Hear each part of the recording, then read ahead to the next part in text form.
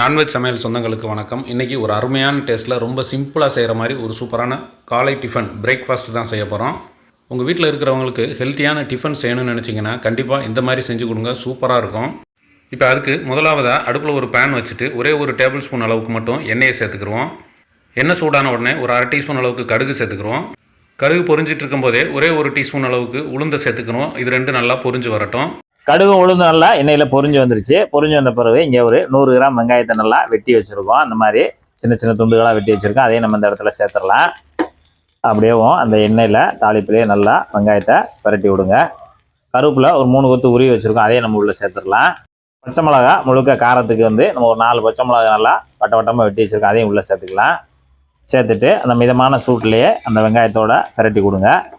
ஒரு 1/4 டீஸ்பூன் தூள் உப்பு மட்டும் சேர்த்துக்கோங்க. உப்பை சேர்த்துட்டு எல்லாத்தையும் நல்லா கலந்து விடுங்க. இந்த வெங்காயம் நமக்கு முழுசாக வதங்கிட வேண்டாம். ஒரு பாதிக்கு மேலே ஒரு கண்ணாடி பதத்துக்கு வதங்கினா போதும். மல்லியில் நல்லா ஒரு பெரிய கொத்தாக எடுத்து நல்லா பொடுசாக கட் பண்ணி வச்சுருக்கோம். அதையும் நம்ம உள்ளே சேர்த்துடலாம். சேர்த்துட்டு அப்படியே ஒரு பெரட்டு மல்லியிலை மட்டும் கடைசியாக சேர்த்துட்டு நல்லா அந்த அளவுக்கு பெரட்டி விட்டுட்டு இப்போ ஸ்டவ் ஆஃப் பண்ணிடுங்க. இந்த தாளிப்பு அப்படியே ஒரு பக்கம் இருக்கட்டும். மாவு ரெடி பண்ணணும். அதுக்கு நம்ம இன்றைக்கி அரிசி மாவு தான் எடுத்துருக்கோம். இது மெஷர்மெண்ட்டில் 2 கப் எடுத்துருக்கோம். அதாவது 300 கிராம் பச்சரிசி மாவு. கடையில் வாங்குகிற சாதாரண பாக்கெட் மாவு தான். நீங்கள் புட்டு மாவு கடையில் இருக்குது, அது கூட நீங்கள் டைரெக்டாக வாங்கினாலும் வாங்கிக்கலாம். இல்லை அப்படிங்கும்போது இந்த மாதிரி நம்ம சொல்கிற மெத்தடில் கூட நீங்கள் போட்டுக்கலாம். ரொம்ப ஈஸியாக இருக்கும்.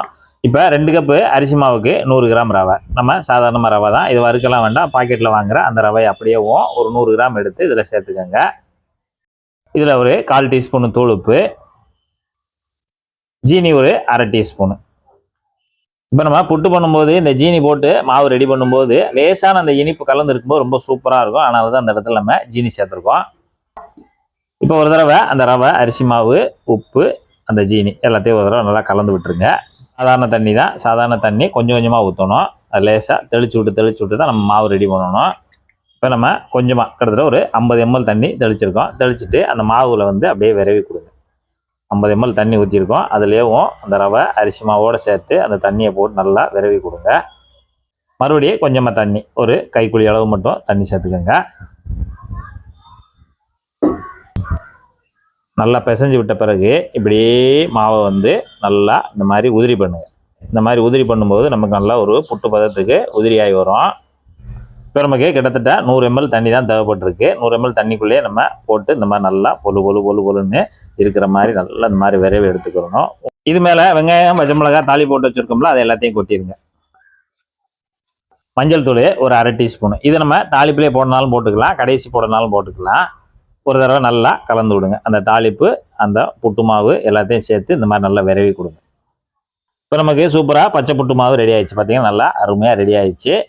இப்போ நமக்கு புட்டு மாவு விரைவி வச்சுருக்கோம் ரெடியாக. இப்போ நம்ம புட்டு மாவை அவிக்க போகிறோம், புட்டு அவிக்க போகிறோம். அதுக்கு இந்த மாதிரி சின்ன கிண்ணம், அதாவது இந்த மாதிரி கொஞ்சம் மீடியம் சைஸில் கிண்ணத்தை எடுத்துகிட்டு நம்ம கலந்து வச்சுருக்கக்கூடிய அந்த புட்டு மாவை நல்லா கரண்டி தள்ளி அந்த கிண்ணத்தை நிறைய சேர்த்துருங்க. இந்த கரண்டியை வச்சு லேசாக மட்டும் அப்படியே பரப்பி அமைச்சி விட்டுருங்க. ரொம்பவும் அழுத்த வேண்டாம். இல்லை நீங்கள் அவிக்கிறதுக்கு வேறு பாத்திரம் நார்மலாக வச்சுருந்தீங்கன்னா அந்த மாதிரி பாத்திரத்தில் கூட நீங்கள் அவிச்சுக்கலாம். அடுப்பில் ஏற்கனவே ஸ்டீமரை வச்சு தண்ணி ஊற்றி நல்லா தண்ணி சூடாகி கொதி ஆவி வந்துருச்சு. இப்போ நீங்கள் இட்லி பாத்திரம் எதுவாக இருந்தாலும் இந்த மாதிரி எடுத்துக்கோங்க. எடுத்துகிட்டு இப்போ நம்ம இந்த கிண்ணத்தில் நிரப்பி வச்சுருக்கக்கூடிய அந்த புட்டு மாவை எடுத்து அப்படி வரிசைக்காக 3ஐயும் வச்சாச்சு.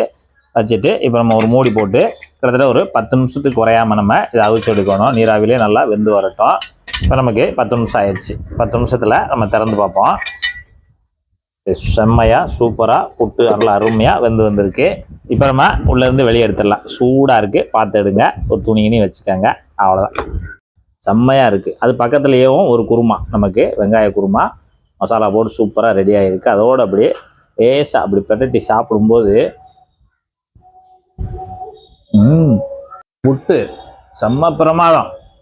இதே போல் பிரேக்ஃபாஸ்ட்டுக்கு நீங்கள் ஒரு புட்டு செய்து சாப்பிட்டு பார்த்துட்டு எப்படி வந்ததுன்றதை மறக்காமல் கமெண்ட்டில் சொல்லுங்கள். நன்றி, வணக்கம்.